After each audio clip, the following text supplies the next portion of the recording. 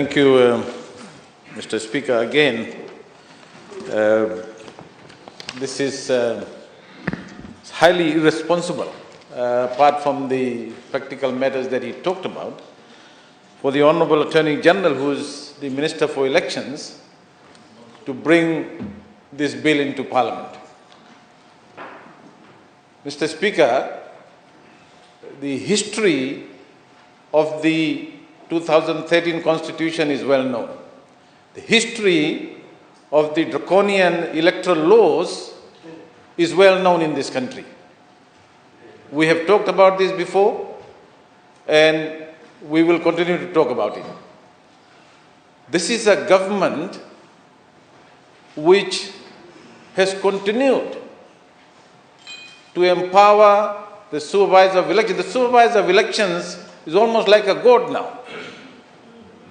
You know, there's so many powers, so much powers have been given to the Supervisor of Election that, and a lot of the decisions that the Supervisor of Election makes cannot be even challenged in the court of law, Mr. Speaker.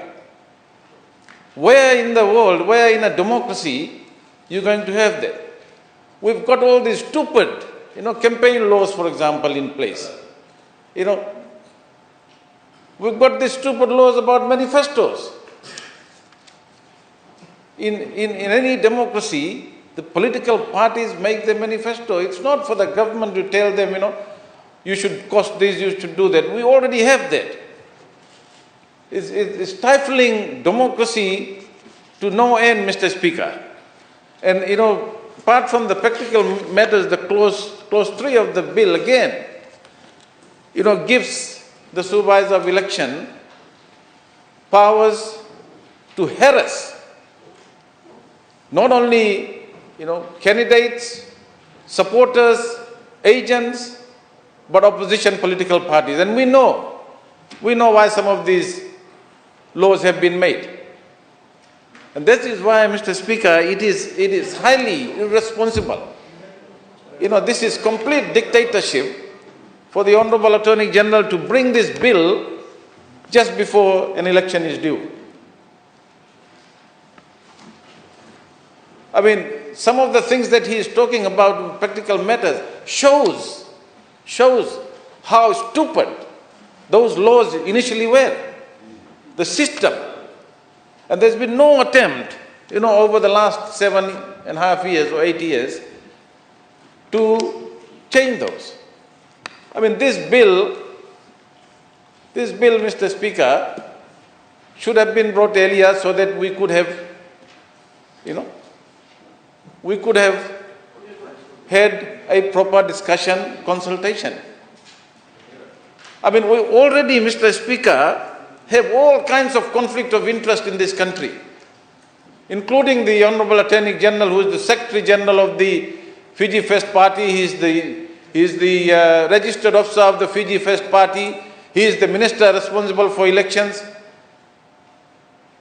The laws that are coming in, the laws that have been there, the Financial Management Act, requiring the political parties to engage in this stupid exercise, which is highly and thoroughly impractical. And it actually goes to the fundamental point about democracy.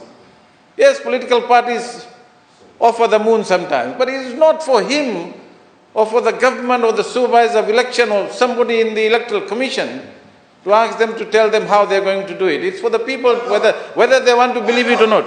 That is an example of a stupid law that this government has put in place to punish the opposition. They want to continue with dictatorship in this country, Mr. Speaker. They want to continue with dictatorship. And that's why they are bringing all these stupid laws to gag the opposition. They are pushing the people to the wall, Mr. Speaker. They are pushing the political parties to the wall. The onerous requirements of some of the laws that have been, and this is another example, very evident of what he's trying to do. He puts a complaint to the Supervisor of Election. There goes the Supervisor of Election. There goes the Electoral Commission. We put a complaint against him, nothing happens. Because he is the Minister for Elections. He is responsible for the budget for the Elections Office. He doesn't talk about all that conflict of interest, and yet he doesn't want a bill, a law change to go to the committee to have more discussion on it. These are things that in a good democracy, a government will discuss with other political parties, or at least the opposition. That's why, Mr. Speaker, this bill should be withdrawn. In fact, it's a job of the Parliament, Mr. Speaker, and I urge you. I know you will say that this is government's job, but this is not right. This is not strengthening democracy in this country. This is stifling democracy in this country, and this is what this government has done over the last 7 years. And I've seen the changes to the laws. They have not entered into any serious discussion with the opposition parties, the practicality of some of the laws that are there. And so, Mr. Speaker, we cannot support this motion. This bill, should be withdrawn. And I want to tell the people of this country, Mr. Speaker, which we have been saying to them. We want to tell the people of this country are fed up, Mr. Speaker. Fed up with the arrogance and the dictatorship. They are fed up. And they have their backs at the walls, and they are waiting for the date of the election when they'll kick them out. That's what they will do. That's what they will do, Mr. Speaker. They've been threatening. I know one of the, I don't want to name the member, but he was drunk somewhere in one of the hotels, and he said to his friends, "Oh, we will win again. Like we won last time because we rigged it. We're gonna rig it again." This is what a government member is telling his friends. Yeah? This is not a story. I will name when we debate this bill. I will name that man when we debate this bill. Don't worry. But Mr. Speaker, I have a name. Mr. Speaker, Mr. Speaker, this is a very serious issue.